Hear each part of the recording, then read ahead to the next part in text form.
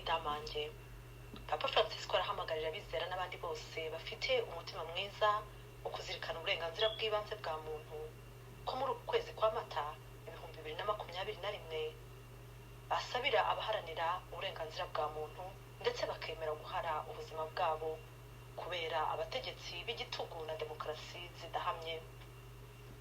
Mu kuzirikana icyo cyifuzo cya Papa, turahamagarira abizera bose nta gutoranya imyizerere ndetse n'abafite umutima mwiza kugira ngo iki cyifuzo bakigire icyabo, basabire u Rwanda, basabire idamange ndetse basabire n'abaharanira iherezo ry'igitugu mu karere k'ibiyaga bigari bya Afurika.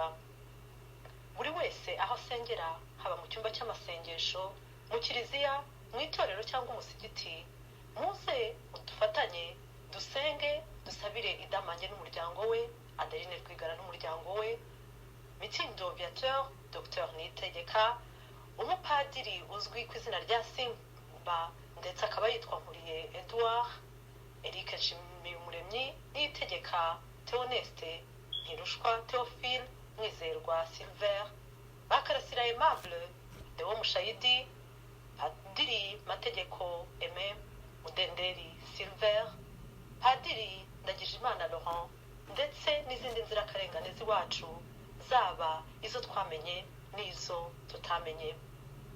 Buri wese niyandikire cyangwa telefone umupadiri, umupasiteur, umuyimam wahatuye amusobanurira ikibazo cya idamange n'ikibazo cy'uru Rwanda. Murakoze.